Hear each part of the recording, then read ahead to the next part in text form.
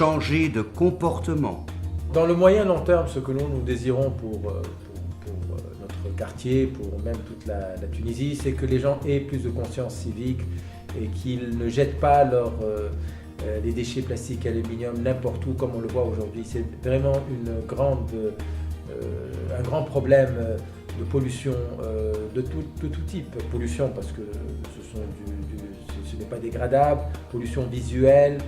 Nous avons de très belles plages en Tunisie et malheureusement aujourd'hui elles sont complètement polluées par ce plastique, cet aluminium, à cause du manque de civisme du citoyen et aussi parce qu'il n'y a pas non plus suffisamment de conteneurs pour la collecte. C'est très important ça, de lier les deux, le côté encourager les gens par l'information, par la sensibilisation à jeter leurs emballages dans des endroits précis et aussi le fait de pouvoir leur donner la possibilité de le faire dans des endroits spécialisés pour cela. Vivre dans un cadre propre. Notre souhait de rendre nos villes plus propres, surtout après la Révolution, ça fait mal au cœur que nos villes soient très sales. On espère d'ici le mois d'avril, toute l'île de Djerba fait le tri et on n'aura plus ces déchets plastiques dans les rues, dans les paysages. Donc on pense arriver à avoir une île écologique.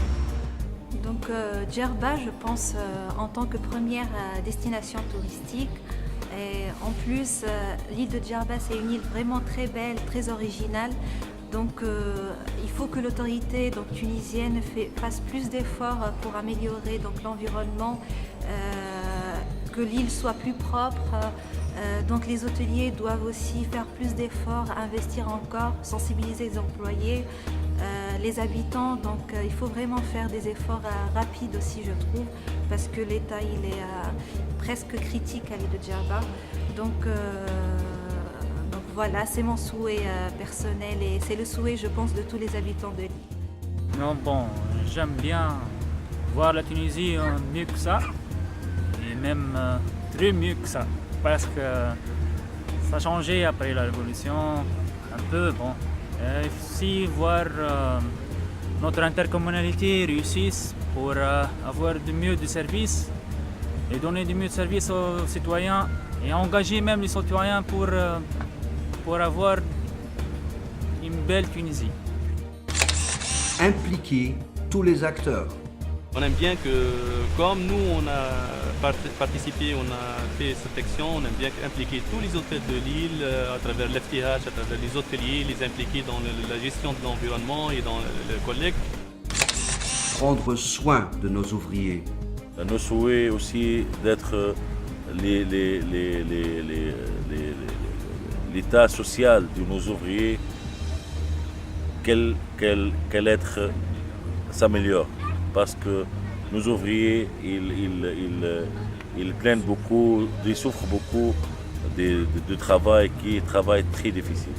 C'est ça nos souhaits et que Dieu bénisse la Tunisie. Intégrer les chiffonniers.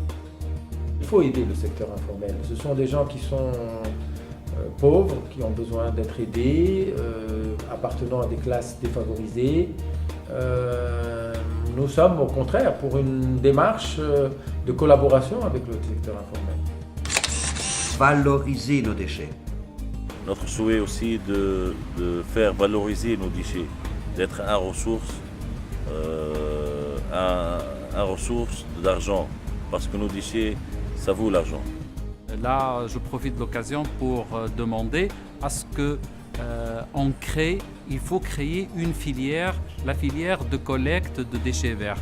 Parce qu'on a créé en Tunisie plusieurs filières, la filière de plastique, la filière des piles, la filière... Et là, c'est impératif pour nettoyer la ville, le Grand Tunis et toute la Tunisie. Donc il faudrait avoir une filière claire, nette de collecte de déchets verts. Maintenant, ça fait longtemps que je travaille avec les déchets. En Tunisie, dans la région Mina, c'est vraiment, on fait la collecte de tous les déchets, on les enterre. Et vraiment avec ce projet, j'espère bien que dans toute la Tunisie, pourquoi pas dans tous les pays arabes, que dans les pays sud de la Méditerranée, ce projet donc se multiplie et on arrive vraiment à valoriser nos déchets.